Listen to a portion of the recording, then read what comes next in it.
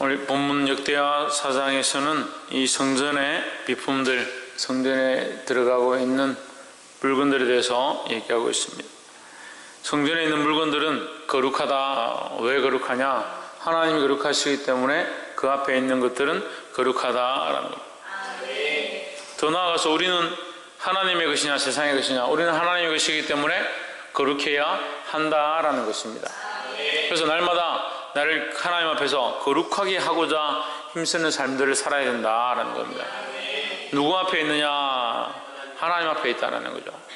성전을 지을 때 지성소를 중심으로 해서 하나님의 법궤를 중심으로 해서 그 지성소를 짓고 지성소와 외소를 만들고 바깥들을 만들고 문을 만들었던 것처럼 또한 우리도 마찬가지로 하나님 중심적이고 그리스도 중심적인 사고와 생각과 가치관으로 우리의 인생을 만들어가야 될 줄 믿습니다. 그래서 오늘 이 성전의 물건들을 볼 때에 주의 크신 은혜와 도전들이 있기를 주의 이름으로 축복합니다. 첫 번째 우리가 나누고 싶은 말씀은 1절에 솔로몬이 또 노수로 단을 만들었으니 장이 20규빗이요 광이 20규빗이요 고가 10규빗이며 단을 만들었다. 제사를 드리는 단을 만들었다.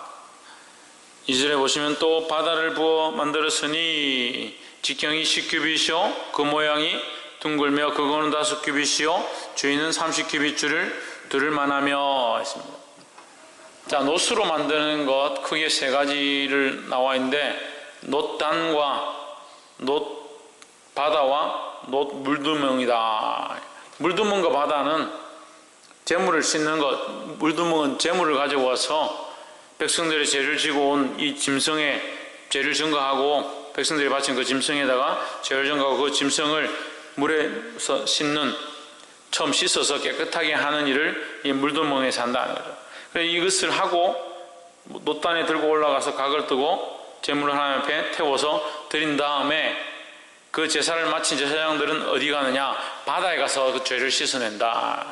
이것은요 우리가 처음 배웠던 성막의 모양과 비슷합니다. 성막에서는 물두멍에서 제물을 씻고 번제단에서 제사를 드린 다음에 또 하나님 태워드리기도 하고 제사를 드린 다음에 다시 물두멍에 가서 씻는다. 씻고 지성소로 들어갔죠. 그 물두멍이 두 개가 나왔습니다. 밖에 있는 물두멍과 안에 있는 물두멍, 이 물두멍의 순서가 두 번을 거치게 되어 있습니다.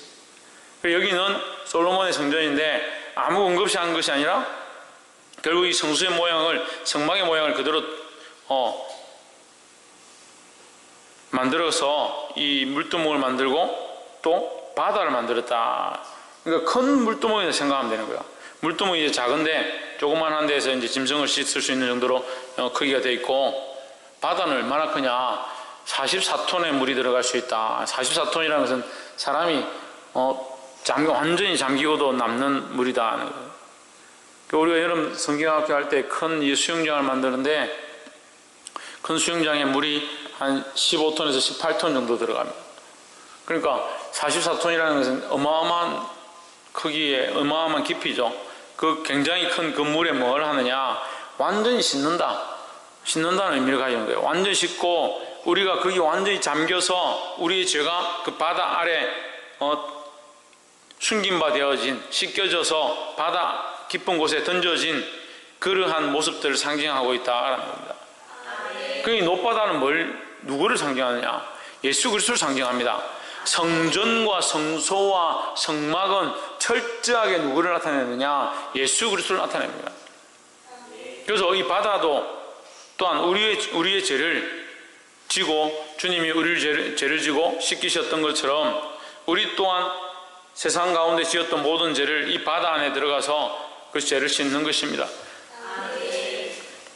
그래서 돌이켰다. 바다에 들어가서 죄를 씻었다는 것은 다시 그 길로 가지 않는 거죠.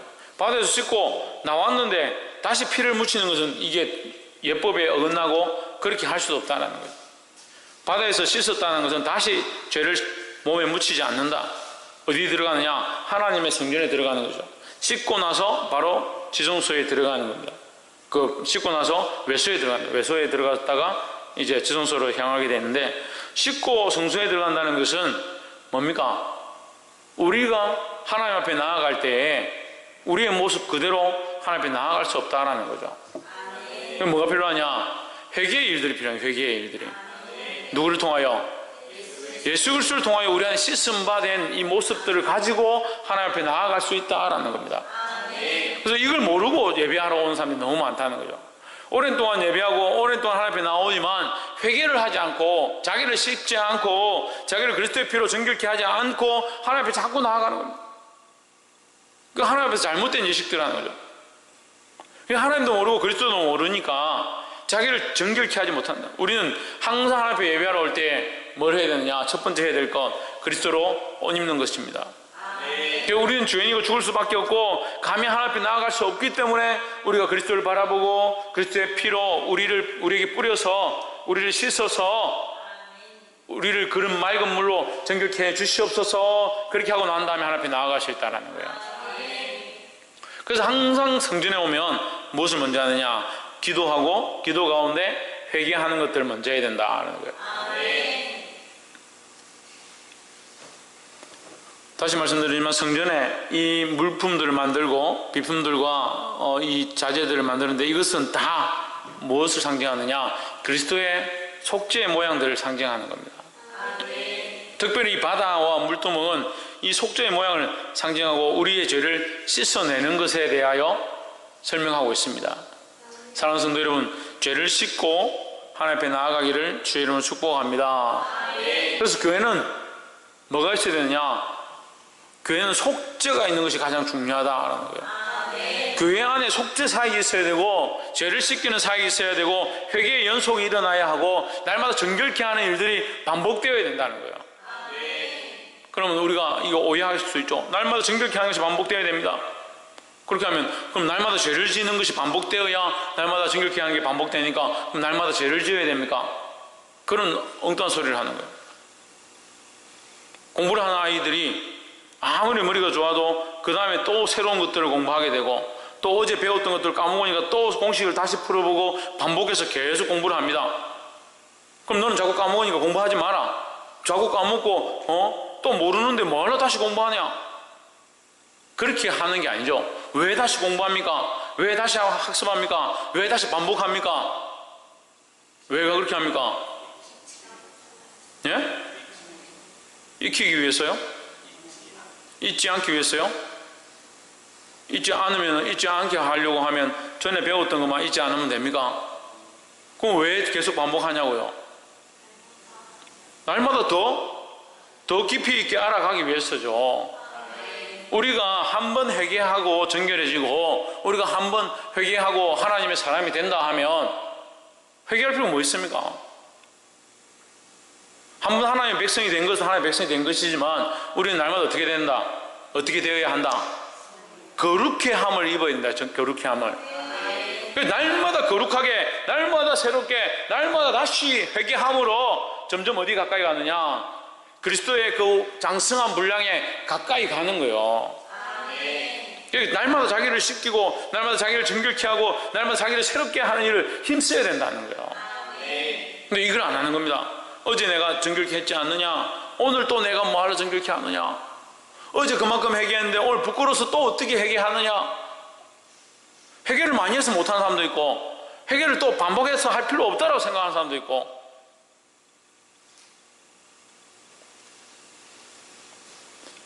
그래서 예수님이 이것을 목욕과 발 씻는 것으로 표현합니다. 한번 목욕한 사람은 다시 목욕할 필요가 없다. 한번 구원을 얻고 하나님의 백성이 되었다는 것은 다시 목욕시킬 필요 없다는 거죠. 근데 발은 날마다 씻어야 된다. 날마다 세상을 밟고 다니고 세상과 부딪히고 세상의 생각들이 우리 안에 들어와 있기 때문에 날마다 씻을 필요가 있다라는 거예요. 그래서 교회 안에는 뭐가 있어야 되냐? 날마다 회개하고 정결케 하는 이 사역이 일어나야 될 줄 믿습니다. 이게 없는 건 교회가 아니에요. 회개가 없고 정결케 함이 없고 자기를 하나님 앞에 계속 씻겨내지 아니하고 그리스도의 피로 정결케 하지 않는 일들을 하지 않는 것은 교회가 아니라는 거예요. 이 성소와 성전의 바다와 같이 우리가 또한 하나님 앞에 온전히 우리를 씻겨내는 이 일들을 힘쓰시기를 주의 이름으로 축복합니다. 두 번째로 나누고 싶은 말씀은 7절에 또 정식을 따라 금으로 규례를 따라 식양을 따라 금으로 등잔대 10개를 만들어 내전 안에 두었으니 왼쪽에 5개요 오른쪽에 5개며 하십니다. 그 등을 이제 5개씩, 이제 우리도 기둥을 만드는데 이게 좀 문제가 있어요. 등이 지금 2개밖에 없죠. 이게 원래 5개씩 달아요. 5개씩 원래대로 하려면. 저기 주문이 안 된다 해서 2개밖에 없는데 5개씩 등을 달아요. 한쪽에 5개, 오른쪽에 5개, 왼쪽에 5개. 그게 총 몇 개가? 10개가 있다. 등을 왜 10개나 다느냐? 빛 대신 예수 그리스도가 비치지 않는 곳이 없게 하기 위해서. 그리고 그 빛이 비치지 않는 곳이 없게 하기 위해서. 그럼 그 빛은 누구냐? 예수 그리스도라는 거죠. 그럼 성전 안에 누가 충만하고 누가 환하게 비춰야 되고 항상 누가 드러나야 되느냐? 예수 그리스도가 항상 비치고 드러나야 된다라는 겁니다. 교회 안에 그리스도가 비치지 않는다, 그리스도가 드러나지 않는다, 그리스도의 역사가 없다, 그게 문제인 거죠. 그건 교회가 아니라는 거예요. 그래서 교회 안에 하는 모든 일들은 예수 그리스도의 영광을 위하여 예수 그리스도의 뜻을 따라 그리스도의 행하신 모습을 따라 그 방향대로 나아가도록 힘써야 된다는 거예요. 그래서 그리스도는 교회의 빛이 되신다라는 겁니다. 성소의 등으로 가득하게 했다는 것, 다시 말씀드리지만 등으로 오른쪽과 왼쪽으로 가득하게 했다는 것은 그 성소 안이 어둡지 아니하도록 구석구석 비칠 수 있도록 하기 위해서 이것을 달았다라는 거죠. 그 마찬가지로 교회 안에는 그림자가 없어야 하고 죄의 모양이 없어야 되고 예수 그리스도의 그 빛으로 비추심이 가득해야 한다는 거예요. 교회 안의 모든 사역들은 예수 그리스도를 위하여 그리스도를 드러내는데 나아가야 된다는 겁니다. 보게 되기를 주의 이름으로 축복합니다. 옆에서 한번 보십시오. 그리스도의 빛을 교회 안에 가득하게 합시다. 그럼 교회 안에 들어와서 정결함을 입고 예수 그리스도의 빛으로 가득함을 입은 사람들은 세상에 가서 뭘 하겠습니까? 왜? 그리스도의 빛을 드러내는 자가 되는 거예요. 그 빛은 누구시다? 예수 그리스도라는 겁니다. 우리는 그럼 뭐예요? 우리는 빛을 비추는 도구, 등대 정도밖에 되지 않는다는 거예요. 자기가 빛의 근원인 줄 착각하는 사람들이 있습니다. 우리가 세상의 빛이라 할 때, 너희는 세상의 빛이라 할 때 그 빛은 우리가 가진 빛을 얘기하는 것이지 우리 자신이 빛이 아니에요. 우리 그 착각하는 겁니다. 요한복음 1장과 연결해 보면 요한복음 1장에서 그 빛이 사람들에게 그 백성들, 자기 백성에게 비침에 자기 백성들이 싫어했다. 누구를 싫어했냐? 예수 그리스도를 싫어한 거죠. 참 빛이 다 되었습니다. 요한복음 1장에 분명히 참빛, 세상에 와서 비치는 빛이 있었으니 누구냐? 예수 그리스도라는 거죠. 그럼 우리 안에 무슨 빛을 가지고 있어야? 예수 그리스도의 빛을 가지고 있어야 그것이 참빛이 된다는 거예요. 우리는 빛의 근원이 아니에요. 자꾸 그걸 착각하면 안 돼요. 빛된 삶을 살자. 우리는 빛의 근원이 아니다는 거예요. 예수 그리스도가 참빛이고 우리는 누굴 드러내야 되냐? 예수 그리스도를 드러내야 되는 거죠. 그럼 우리의 착한 행실은 뭐냐? 그리스도의 모양을 닮은 행실이 착한 행실인 거예요. 그리고 자꾸 착한 행실을 하니까 남들한테 잘해주고 과자 사주고 선한 일들을 막 해요. 사람들이 아이고 저 사람 참 착하네 하면 그게 참된 착한 행실이라 생각하는데 그럴 수 있습니다. 하지만 더 근본적인 것은 뭐냐? 그리스도를 닮은 모양이다라는 거예요. 그리스도께서 하신 일들을 생각하고 그리스도시라면, 예수 그리스도라면 어떻게 하셨을까? 이 상황에서, 이 사건에서, 이 문제에서 그리스도라면 어떻게 하셨을까? 그 일을 하는 것이 빛된 삶이라는 거예요. 사랑하는 성도 여러분, 이 교회 안에 예수 그리스도의 빛으로 가득하게 할 수 있는 저와 여러분 되기를 주의 이름으로 축복합니다. 그러니까 자꾸 자기가 빛인 줄 착각하니까 교회를 그리스도로 가득하게 해야 되는데 자기를 자꾸 드러내요. 자기가 교회 안에서 빛이 되려고, 자기가 빛된 자리에 나아가려고, 영광을 받는 자리에 나아가려고. 그래도 헤롯이 어떻게 됩니까? 당신의 얼굴이 태양과 같습니다. 당신의 얼굴이 해처럼 빛납니다. 이렇게 하니까 막 교만해가지고 그래 내가 신이지. 그 하나님께서 그때 어떻게 해요? 그 백성들이 모여가지고 그 헤롯을 칭송하고 찬양하고 그렇게 하니까, 그렇게 할 때 자기 교만함들이 올라오는 거예요. 그래서 자기가 하나님인 줄 알고 막 신이라고 손을 들고 막 이렇게 할 때 하나님께서 그 자리에서 바로 적사시켜버려요.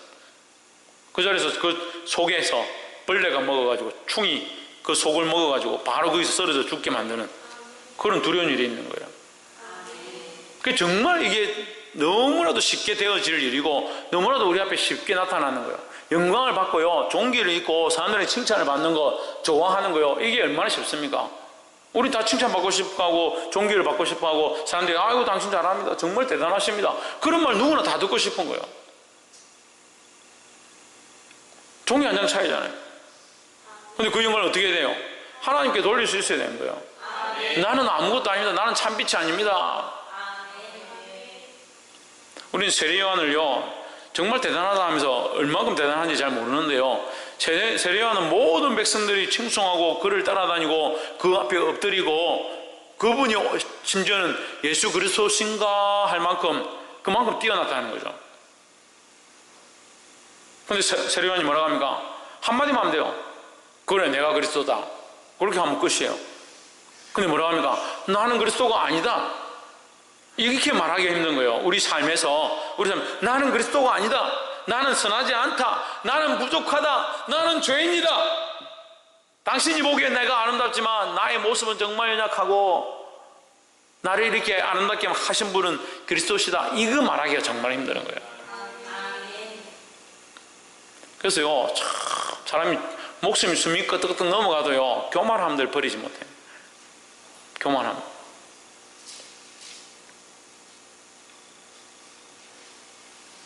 그 병원 봉사해 보면 알잖아요. 90 넘어서 80 넘고 90 넘고 다 죽어가시는 분도 자기 왕년에 다 뭐 했다, 왕년에 다 했다. 그걸 왕년에 다 하셨죠. 대단하십니다. 왕년에 그리스도께서 나를 이렇게 인도하셨다, 지금도 나와 함께 하신다, 그렇게 많은 사람들 구경을 못해요. 구경을. 교회도 마찬가지예요. 우리 목사님 대단하다, 우리 목사님 너무 멋있다, 저런 목사님 어디 계시노? 저런 장로님이 어디 있노? 저런 선생들이 어디 있노? 저런 성가대가 어디 있노? 자기들끼리 다 해먹어요. 아니 제가 뭐 없는 얘기 꺼내서 합니까? 자기들끼리 다 해먹어요. 목사님 대단합니다, 집사님 대단합니다, 반주자 대단합니다. 자기들끼리 다 해먹어요. 다 빛이에요. 여기도 목사 등 달고 저기 장로 등 달고 권사 등 달고 등 달아야 돼. 등 5개씩 달아가지고. 그래야 뭐합니까? 연등제죠. 연등제. 예? 절에서 하는 연등제지. 자기 등을 달아야 돼. 그것도 오전하면 자기 자식들 등을 달아가지고 우리 자식은 의사고 뭐 변호사고 우리 자식이 잘 나가는 등 달아야 돼. 얼마나 교만한지요. 끄트리만 하나만 있으면요, 교만할 끄트리만 하나만 있으면요, 끈덕지만 하나 있어봐요.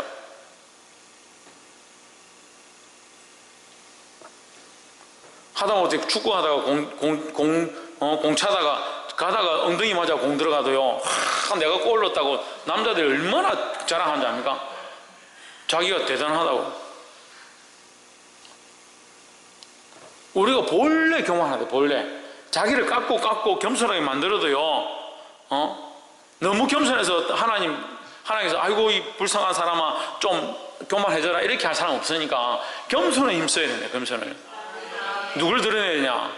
예수 그리스도를 드러내야 된다. 빛은 누구시냐? 예수 그리스도밖에 없다라는 거예요. 볼 수 있기를 소망합니다. 마지막으로 나누고 싶은 말씀 21절 말씀. 또 순수한 금으로 만든 꽃과 등잔과 화젓가락이라며. 순수한 금은 예수 그리스도를 가리키는 겁니다. 죄가 없으심에 대해서 말씀하는 거예요. 22절에 보면 이 금으로 만드는 것 중에 금으로 만든 것은 다 그리스도를 상징하는 거예요. 그러니까 다 정결해야 된다. 하나님 앞에 쓰는 것들은 다 정결해야 된다. 다 그리스도의 옷으로 덧입어야 된다라는 거죠. 20절에 또 정금으로 만든 불집게와 주발과 숟가락과 불을 옮기는 그릇이며 또 전 문 곧 지성소의 문과 외수의 문을 금으로 입혔더라 하십니다. 그래서 저는 이걸 보고 깜짝 놀랐어요. 문이면 그냥 사람이 지나가면 되잖아요. 근데 그 금을 뭐로 입혔다? 금으로 입혔다. 금으로 입히는 것은 제가 아까 말씀드렸지만 뭐라고요? 그리스도로 옷 입는 것이다. 그리스도로. 그러니까 그 문 자체가 정결하지 않고 거룩하지 않지만 금을 입힘으로 정결의 의미를 가지는 거예요. 마찬가지로 우리도 정결하지 않지만 예수 그리스도를 의지하고 우리의 죄를 씻고 그리스도의 피로 우리를 덮으면 정결의 의미가 우리에게 주어지는 거죠. 그래서 우리가 어려운 게 아니라 우리가 그리스도를 믿음으로 하나님 우리를 뭐라 합니까? 어렵다 여겨주시는 거죠.